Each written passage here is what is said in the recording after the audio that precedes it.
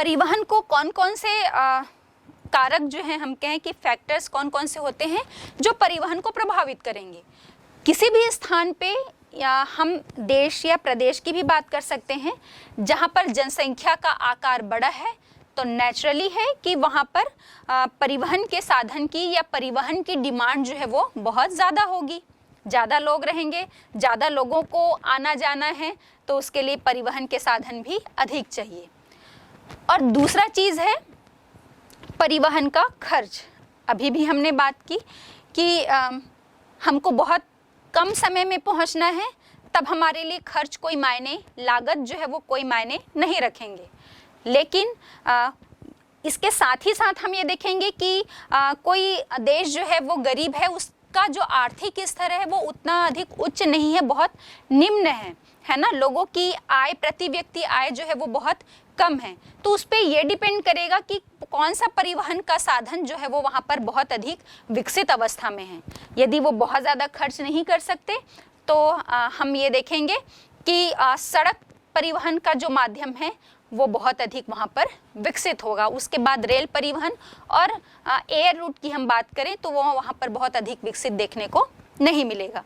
तो दो चीज़ें जो हैं, पहला जनसंख्या का आकार की कितनी डिमांड है, ज़्यादा जनसंख्या तो उतनी ही अधिक डिमांड परिवहन की, और दूसरी चीज़ परिवहन का खर्च, परिवहन में होने वाला खर्च। ये जो दो चीज़ें हैं वो किसी भी स्थान पर परिवहन को प्रभावित करते हैं। एक छोटा प्रश्न इसमें और बनता है, समकाल रेखा जिसको हम बोलते हैं आइसोक्रोन्स लाइन। बच्चों, जैसा आप पढ़ते हैं कि समोच्च रेखा, समान ऊंचाई वाले स्थानों को मिलाने वाली रेखा, ठीक उसी प्रकार आइसोक्रोन्स। आइसो का मतलब होता है समान और क्रोन्स का मतलब होता है समय। कोई भी स्थान समान समय लगने वाले स्थानों को मिलाने वाली जो रेखा होती है उसको हम बोलते हैं आइसोक्रोन्स लाइन। इसको यहाँ पर आप एक डायग्राम के माध्यम से हम समझ सकते हैं। ये कोई एक केंद्र है, इस केंद्र से आप देखेंगे कि जो उससे लगे हुए स्थान हैं जिसमें पहली लाइन बनी हुई है, तो ये सभी जगह को हम 2 घंटा, ये जो 2, 4, 6, 8 लिखे हुए हैं ये घंटे हैं। तो हम ये देखेंगे कि इस केंद्र से जो 2 घंटे वाली लाइन खींची गई है, उन सभी ये जो रेखा खींची गई है 2 घंटे की, तो इसका मतलब ये है कि इस केंद्र से इन सभी स्थानों तक 2 घंटे में पहुंचा जा सकता है। इसके बाद हम आगे देखें, 4 घंटे वाली जो लाइन दिख रही है, तो इसका मतलब ये है कि इस केंद्र से उन सभी स्थानों को हम 4 घंटे में तय कर सकते हैं। तो किसी भी स्थान को, मतलब हम ये कहें कि समान समय वाले स्थानों को मिलाने वाली रेखा आइसोक्रोन्स या समकाल रेखा कहलाती है। तो ये आपके छोटे प्रश्न के हिसाब से भी बहुत महत्वपूर्ण है, पूछा जा सकता है कि आइसोक्रोन्स लाइन क्या है। अब हम बात कर रहे हैं कि तृतीय क्रियाकलाप के प्रकारों पर, और उसमें हमने अभी दूसरा प्रकार देखा। पहले हमने व्यापार पर बात की, इसके बाद अभी हमने परिवहन पर बात की। अब इसके बाद हम देखते हैं संचार। संचार भी जो है वो तृतीय क्रियाकलाप का एक प्रकार है। संचार क्या है ना बच्चों? हाँ, अभी तो अब शायद ये पुराने समय की बात हो गई कि हम डाकिये का इंतज़ार कर रहे हैं, है ना, और वो कब आएगा और हमारे लिए एक चिट्ठी लेकर आएगा। आप अपने स्मार्टफोन पे जब बात करते हैं, आप इंटरनेट में चैटिंग करते हैं, तो इन सब के माध्यम से आप क्या करते हैं? कोई लेटर आ रहा है, कोई चिट्ठी आ रही है आपके पास, तो इसका मतलब ये है कि वो किसी दूसरे व्यक्ति का संदेश जो है वो आप तक पहुंचा रहा है चिट्ठी के माध्यम से। जब आप फ़ोन पे बात करते हैं तो आप अपने विचारों को प्रेषित करते हैं एक स्थान से दूसरे स्थान की तरफ, और संदेश भी, मैसेज भी आप पहुंचाते हैं। इंटरनेट में चैटिंग के माध्यम से भी आप यही काम करते हैं। तो हम कह सकते हैं जैसे परिवहन का जो माध्यम होता है वो व्यक्तियों को या वस्तुओं को एक स्थान से दूसरे स्थान तक लेकर जाता है, और वहीं जब हम संचार की बात करते हैं तो हमारे शब्दों को, विचारों को या संदेशों को इनका आदान प्रदान ही संचार है। जब हम इसे एक व्यक्ति से दूसरे व्यक्ति या अनेक व्यक्तियों तक इस चीज़ को पहुंचाते हैं तो हम इसे संचार कहते हैं। और सीधे से हम इसको समझ सकते हैं कि शब्दों, संदेशों का या फिर विचारों का आदान प्रदान ही क्या कहलाता है? संचार। अब जैसे हमने देखा कि व्यक्तियों या वस्तुओं को एक ही स्थान से दूसरे स्थान पर पहुंचाना है, तो उसके लिए भी परिवहन के हम अलग अलग साधन उपयोग करते हैं। हमने बात की थी कि सड़क परिवहन हो गया, रेल परिवहन हो गया, या हम वायु परिवहन, जल परिवहन की बात करते हैं। तो ठीक इसी प्रकार जब हमें संचार के माध्यम से अपने संदेशों को या विचारों को एक व्यक्ति से दूसरे व्यक्ति तक या एक स्थान से दूसरे स्थान तक पहुंचाना है, तो इसके लिए भी हम अलग अलग माध्यमों का उपयोग करते हैं। और परिवहन के जितने भी साधन हैं, परिवहन के जितने भी रूप हैं, उन्हें हम संचार पथ कह सकते हैं। संचार पथ मतलब संचार को ले जाने का एक रास्ता, माध्यम हो गया ना भाई। हम चाहे ट्रेन से है तो ट्रेन से भी बहुत सारी चीज़ें जो है, लेटर्स हैं, वो आपको एक स्थान से दूसरे स्थान तक ले जाए जा रहे हैं। हम बस में भी देखते हैं, हमको मतलब हमें लग रहा है कि कोई महत्वपूर्ण कागज़ जो है वो या हम पेपर जो है, इम्पॉर्टेंट पेपर, वो आपको दूसरे व्यक्ति तक पहुंचाना है। और उसे हम कैसे पहुंचाएं, एक विश्वसनीय माध्यम, तो हम क्या करते हैं, कोई बस वाला हमारे पहचान का है और हम कहेंगे कि भाई फलाना जगह पे ये व्यक्ति आपको मिलेगा और ये लेटर आपको उसके हाथ में दे देना है। तो हम बस के माध्यम से या सड़क परिवहन के माध्यम से भी तो हम अपने संदेश या मैसेज को एक स्थान से दूसरे स्थान तक पहुंचा रहे हैं, या फिर रेल परिवहन के माध्यम से, और ऐसा ही वायु परिवहन या जल परिवहन के माध्यम से ही हम करते हैं। तो परिवहन के जितने भी रूप होते हैं उसे हम संचार पथ कह सकते हैं या संचार पथ की संज्ञा दे सकते हैं। अब संचार के अलग अलग साधन या रूप हैं। जैसे हम बात करें, अभी हमने कहा ना भाई, मोबाइल का आप यूज़ करते हैं, आपको किसी से बात करनी है, कोई मैसेज देना है, तुरंत बताना है कि भाई फलाना व्यक्ति इतने समय तक आपके घर पहुंचेगा या आपको ये सामान ला कर देगा। तो हम बोल रहे हैं कि मैं तो पहुंच रहा हूं, आप उस व्यक्ति को इन्फॉर्म कर दीजिए। तो आप एक नंबर जल्दी से प्रेस करते हैं और विद इन अ सेकेंड वो दूसरे व्यक्ति तक वो मैसेज पहुंच जाता है कि ये व्यक्ति आपके पास ये सामान लेकर आ रहा है या ये मैसेज लेकर आने वाला है। तो ये क्या हो गया, चाहे हम मोबाइल की बात करें, कोई दूरभाष की बात करें, या उपग्रह के माध्यम से हम देख रहे हैं, आप टीवी पर कोई एक प्रोग्राम देखते हैं या अपने रेडियो पर कोई आप एक प्रोग्राम को सुनते हैं, तो वो सिर्फ आपके शहर तक, आपके गांव तक ही सीमित नहीं है। वही प्रोग्राम, वही कार्यक्रम जो है वो आपके विश्व के सभी अलग अलग शहरों में या देशों में सेम जो प्रोग्राम है, वही कार्यक्रम बहुत सारे व्यक्ति जो हैं वो देख रहे होते हैं एक ही समय पे। तो ये किसके माध्यम से संभव है? ये सैटेलाइट और उपग्रह के माध्यम से संभव हो पाता है। अब हम बात करते हैं कि जो अभी हमने देखा कि मोबाइल है, दूरसंचार है या उपग्रह, ये सभी जो विकसित अभी वर्तमान व्यवस्था में हम देखें, ये सभी विकसित संचार के साधन हैं।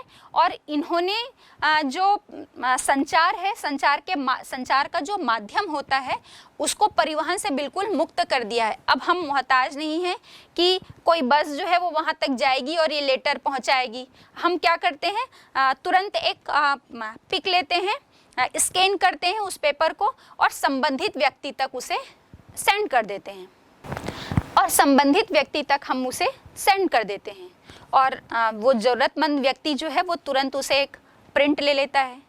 तो हम ये कह सकते हैं कि अभी वर्तमान की जो संचार व्यवस्था है ये अब परिवहन की मोहताज नहीं रही है। परिवहन व्यवस्था से इसे पूरी तरह से मुक्त कर दिया गया है। अब हम देखते हैं, इसी में आगे बढ़ते हैं, जो हम संचार के अलग अलग माध्यम की बात कर रहे हैं, तो इसी में हम देखते हैं जनसंचार के माध्यम। जनसंचार के माध्यम जन जन तक पहुंचाने का एक माध्यम, मतलब शब्द को या संदेश को कोई भी मैसेज हो सकता है या विचारों का जो आदान प्रदान है वो एक व्यक्ति ही नहीं, बहुत सारे लोगों के बीच करने का जो माध्यम होता है उसे हम जनसंचार कहते हैं। अब ये कौन कौन से हो सकते हैं? अभी थोड़ी देर पहले ही हमने बात की कि टीवी पर जो आप कार्यक्रम देखते हैं, टीवी पर कोई न्यूज़ आ रहा है, वो न्यूज़ आप भी देख रहे हैं और सुन रहे हैं, या रेडियो पर कोई जो न्यूज़ आ रहा है उसे भी आप सुन रहे हैं। लेकिन सिर्फ उसे आप ही नहीं सुन रहे हैं, वो चैनल जिस जिस शहरों में या हम कहें कि जिन देशों में वो चैनल आता है, वो जितने भी लोग उस चैनल को देख रहे हैं, उस न्यूज़ चैनल को, वो सारे लोग वो न्यूज़ देख पाते हैं और सुन पाते हैं। तो हम इसे क्या कहेंगे? जनसंचार के माध्यम। और इसका माध्यम कौन सा हुआ? आपका दूरदर्शन हो गया और रेडियो। ये मतलब टीवी के माध्यम से आप ये सारी चीज़ें, विभिन्न प्रकार के कार्यक्रम, सीरियल्स देखते हैं, न्यूज़ चैनल्स देखते हैं, मूवी देखते हैं, ये सभी जो हैं वो टीवी के माध्यम से, हम कहें कि दूरदर्शन या अलग अलग और भी चैनल्स होते हैं टीवी पर जो आप वॉच करते हैं, तो ये आपके जनसंचार के माध्यम हैं।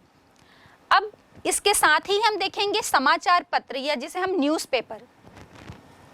रोज की सुबह की शुरुआत आप सोकर उठते हैं और आपकी नज़रें जो है वो घर में न्यूज़पेपर को ढूंढती हैं। हमें ऐसा लगता है जब तक हमने सुबह सुबह न्यूज़पेपर नहीं पढ़ा तब तक हमारा पूरा दिन जो है वो अधूरा रह जाता है। तो समाचार पत्र या न्यूज़पेपर भी जो है वो आपके जनसंचार का एक सशक्त माध्यम है। लाख मोबाइल, इंटरनेट या सैटेलाइट्स के माध्यम से संचार व्यवस्था जो है वो विकसित हो गई हो, लेकिन न्यूज़पेपर की भी अपनी एक अलग ही इम्पोर्टेंस या महत्व है। अभी जैसा मैंने कहा कि हमें दिन अधूरा सा लगता है जब तक हम सुबह सुबह न्यूज़पेपर या समाचार पत्र नहीं पढ़ लेते। और हम क्यों पढ़ना चाहते हैं? हम सुबह देखते हैं भाई कि आज की न्यूज़ क्या है, आज देश विदेश में क्या हो रहा है, ये सब खबरें जानने के लिए, ये सब समाचार देखने के लिए हम न्यूज़पेपर की राह जो है वो तकते हैं। तो समाचार पत्र भी जो है, न्यूज़पेपर भी जनसंचार का एक सशक्त माध्यम है। और कैसा माध्यम है? इसमें हम चीज़ों को, पिक्चर्स को, वीडियोस नहीं देख पाते। ये आपका मुद्रित माध्यम है, छपा हुआ, जिसकी प्रिंटिंग होती है। छपा हुआ जो एक पेपर है वो आपके समक्ष प्रस्तुत हो जाता है सुबह सुबह। तो हम इसे कह सकते हैं कि ये जनसंचार का एक मुद्रित माध्यम है। अब हम इन्हीं सब में हम देखेंगे, अभी हमने देखा ना भाई कि न्यूज़ चैनल, तो मनोरंजन और विज्ञापन जो है ये भी एक महत्वपूर्ण साधन है।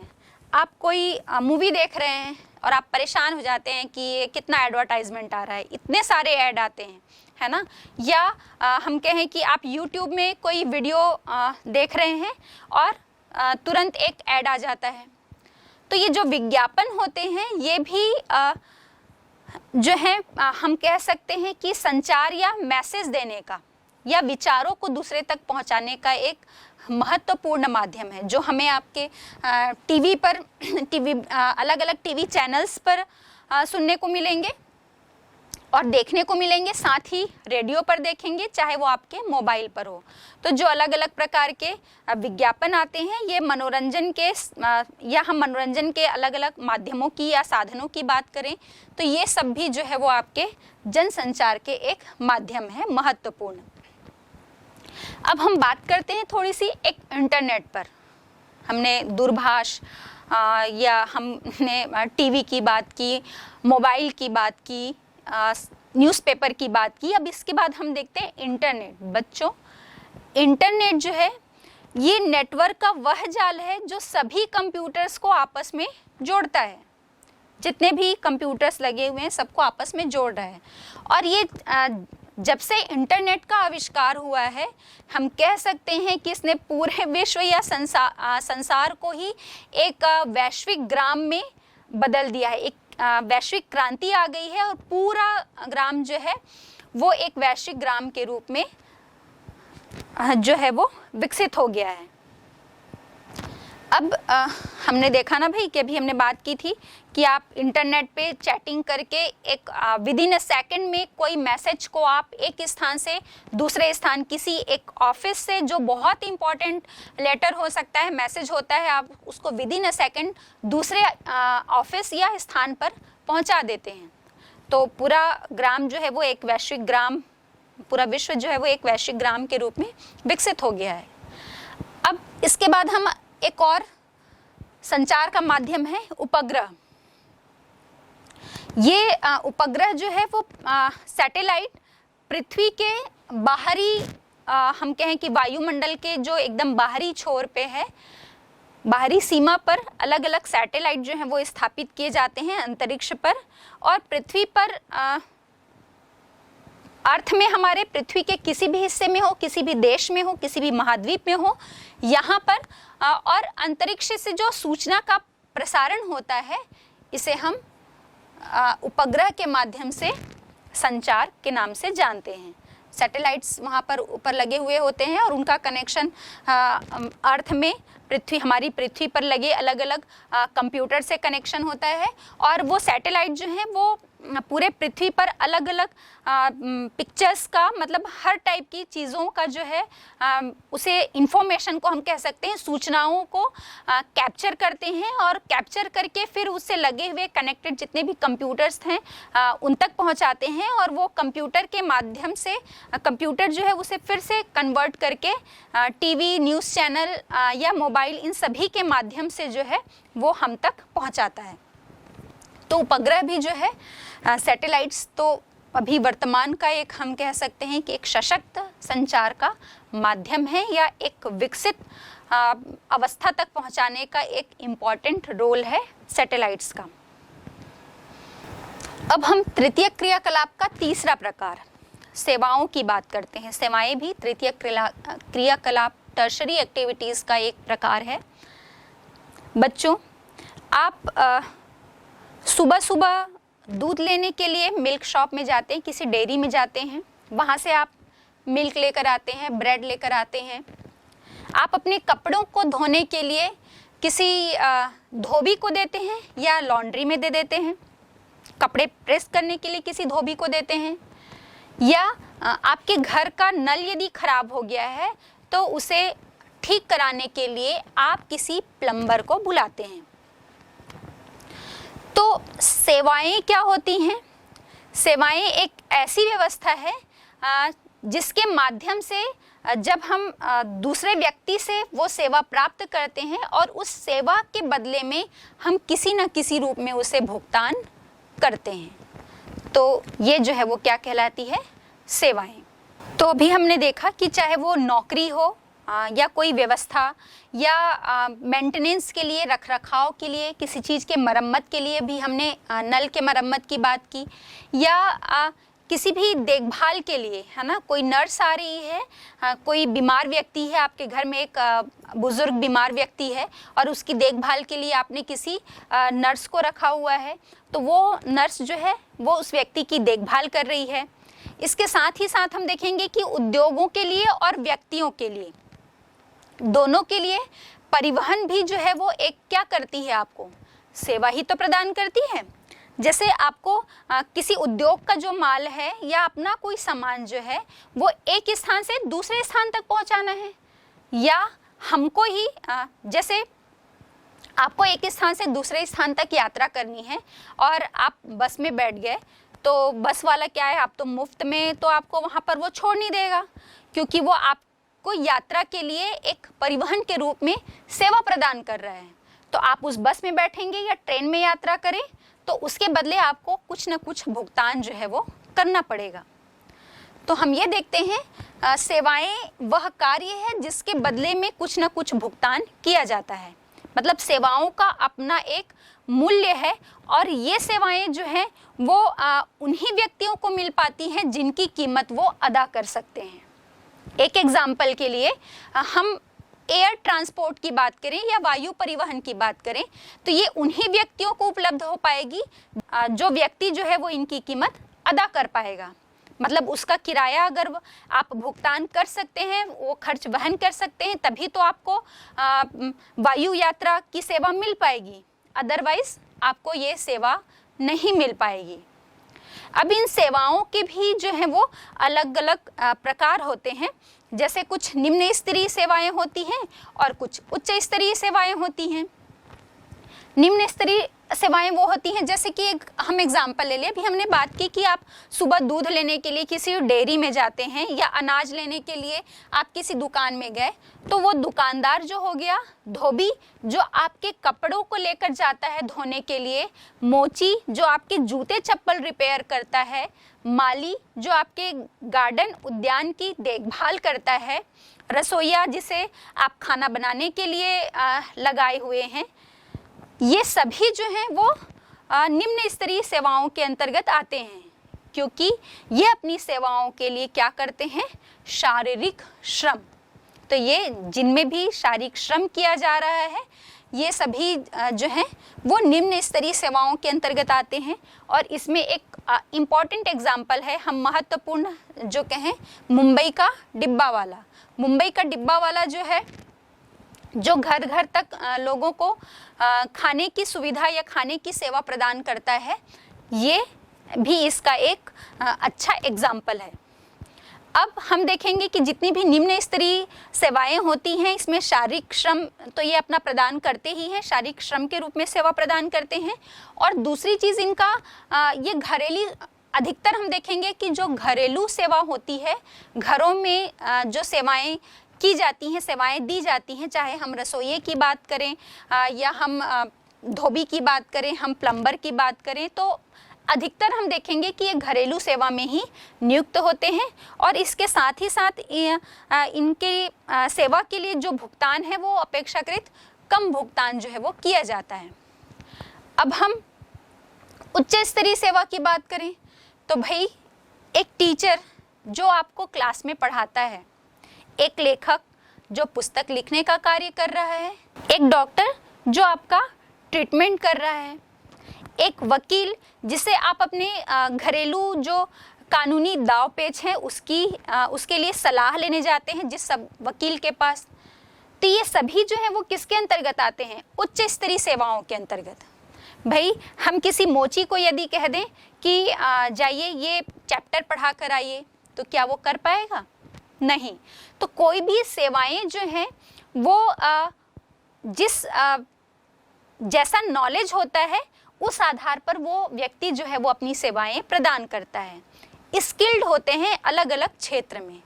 अब एक टीचर भी आप कहेंगे कि मोची का काम कर ले या एक प्लम्बर का काम कर ले, तो ये पॉसिबल नहीं है, क्योंकि वो नल बनाने वाला एक प्लम्बर जो है वो अपने कार्य में जो है वो बहुत अच्छे से निपुण है, दक्ष है, उसकी हर एक बारीकियों को वो जानता है। ठीक वैसे ही यदि आप एक शिक्षक को कह दें कि किसी बीमार व्यक्ति का इलाज कर दे, ट्रीटमेंट कर दे, तो ये भी पॉसिबल नहीं है। या यदि आप एक डॉक्टर से कानूनी सलाह लें तो ये भी संभव नहीं है, क्योंकि ये सारे व्यक्ति जो हैं वो अपने अपने क्षेत्र में कुशल होते हैं, स्किल्ड होते हैं, और उसी क्षेत्र में ही वो अपनी सेवाएं जो हैं वो प्रदान करते हैं। तो अभी हमने देखा कि सेवाओं को हम दो वर्गों में रखते हैं, पहला निम्न स्तरीय सेवा और दूसरी उच्च स्तरीय सेवा। अब जो हम उच्च स्तरीय सेवाओं की बात कर रहे हैं तो हम देखते हैं इसमें शारीरिक श्रम उतना नहीं किया जाता जितना मानसिक श्रम जो है वो किया जाता है। एक वकील जो है वो अपने किसी केस को, किसी कानूनी दावपेच को कैसे सुलझाना है, इसके लिए वो अपने दिमाग का प्रयोग करता है। मानसिक स्तर पर उसे बहुत श्रम करना पड़ता है, मानसिक श्रम वो करता है, अलग अलग दांवपेच लगाता है कि मैं क्या करूं जिससे इसका सॉल्यूशन निकले। टीचर जो आपको एक चैप्टर को, कोई लेसन पढ़ा रहा है, तो उस कंटेंट को पहले वो खुद समझेगा, पढ़ेगा, खुद समझेगा, और उसके बाद फिर वो आपको समझाएगा। तो ये सब के लिए वो क्या कर रहे हैं, खुद मानसिक श्रम कर रहे हैं। तो जो निम्न स्तरीय सेवाएं होती हैं उसमें हम देखेंगे कि शारीरिक श्रम अधिक लगता है, और उच्च स्तरीय सेवाओं में मानसिक श्रम जो है वो अधिक प्रयोग किया जाता है। और दूसरी चीज़, इसके बदले उनको निम्न स्तरीय सेवाओं के यदि कंपैरिजन हम देखें तो इसमें उनको अधिक भुगतान भी जो है वो किया जाता है। अब सेवाओं में ही हम देखेंगे कि आप कोई सिनेमा देखने गए, कोई मूवी देखने गए, किसी मॉल में या किसी सिनेमा हॉल में, आप खाना खाने जाते हैं किसी रेस्टोरेंट में, या ये सब क्या है? तो आपको जिस रेस्टोरेंट में आप खाना खाने जा रहे हैं वो आपको क्या करता है? सेवा ही तो प्रदान कर रहा है। या कोई सिनेमा हॉल वाला जिस मल्टीप्लेक्स में आप जा रहे हैं तो वो भी आपको मनोरंजन के रूप में अपनी सेवा ही प्रदान कर रहा है और उस सेवा के बदले में आप उसे भुगतान जो है वो करते हैं। तो ये हम देखेंगे कि ये इस टाइप के जो आधुनिक हम कहें कि सेवाएं हैं, चाहे हम सिनेमा घरों की बात करें या हम रेस्टोरेंट की बात करें, तो ये सारी जो सेवाएं हैं वो बाजार के ही निकट जो है वो स्थापित किए जाते हैं। एक बाजार, शहर का जो बाजार होता है, बाजार क्षेत्र, केंद्रीय क्षेत्र जो हम कह सकते हैं किसी भी नगर का या शहर का, तो वहाँ पर ही आप चले जाएंगे तो आपको एक डॉक्टर भी मिल जाएगा, वहाँ पर एक स्कूल भी मिल जाएगा, आपको सिनेमा हॉल भी मिल जाएगा और आपकी ज़रूरत की अलग अलग चीज़ें भी जो है वो भी वहाँ पर आपको मिल जाएंगी। लेकिन इस सेवाओं के बाद हम देखते हैं मनोरंजन के साधन के रूप में, मान लो आपको फुटबॉल में इंटरेस्ट है और आप कोई फुटबॉल मैच देखने जा रहे हैं, या आपको क्रिकेट में इंटरेस्ट है, क्रिकेट में बहुत रुचि है, तो आप क्रिकेट मैच देखने जा रहे हैं। तो चाहे हम क्रिकेट स्टेडियम की बात करें, एक गोल्फ कोर्स की बात करें या फुटबॉल मैदान की बात करें, इनके लिए क्या होता है, बहुत बड़े क्षेत्र की, बहुत बड़े मैदान की, बहुत बड़े एरिया की जो है वो आवश्यकता होती है और सस्ती भूमि भी चाहिए, भूमि बड़ी भी होनी चाहिए और सस्ती भूमि की भी आवश्यकता होती है। तो चूंकि हम ये देखेंगे कि ये जो हैं ये सभी आपके शहर के बीचों बीच नहीं, ये आपके शहर के बाहरी क्षेत्र में जो है वो हमको देखने को मिलेंगे। और कारण ये है कि चूंकि शहर या नगर के बीचों बीच इतना क्षेत्र, खाली क्षेत्र नहीं मिलता है, सघन बसाहट होती है। और दूसरी चीज़, वहाँ पर शहर के केंद्र में या नगरों के केंद्र में भूमि का जो मूल्य है वो भी बहुत ऊंचा होता है। तो ये दो कारण हैं जिसके कारण हमने जैसे भी बात की, चाहे वो फुटबॉल मैदान की हो या क्रिकेट स्टेडियम की बात हो या गोल्फ कोर्स की बात हो, तो ये सब जो है वो उस नगर या शहर से बाहरी क्षेत्र की तरफ स्थापित किए जाते हैं। बच्चों, अब हम देखेंगे जितने भी हमने तृतीय क्रियाकलाप की बात की, तो ये तृतीय क्रियाकलाप जो हैं ये इनका परसेंटेज, इनकी मात्रा जो है या इस कार्य में जो लगे लोग हैं, ये आपको विकसित देश में ही अधिक देखने को मिलेंगे। विकासशील देश के जो लोग हैं, वहाँ की जो जनसंख्या है वो अधिकतर प्राथमिक या द्वितीय क्रियाकलापों में लगी हुई होती है।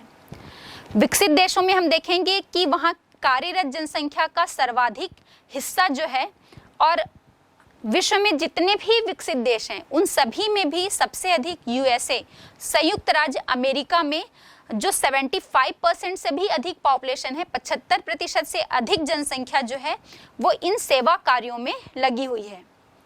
और वहीं हम अल्प विकसित जो देश होते हैं, पिछड़े हुए जो देश हैं, उस जनसंख्या का केवल 10% और 10% से भी कम हिस्सा जो है वो इन तृतीय क्रियाकलापों या सेवा कार्यों में लगा हुआ है।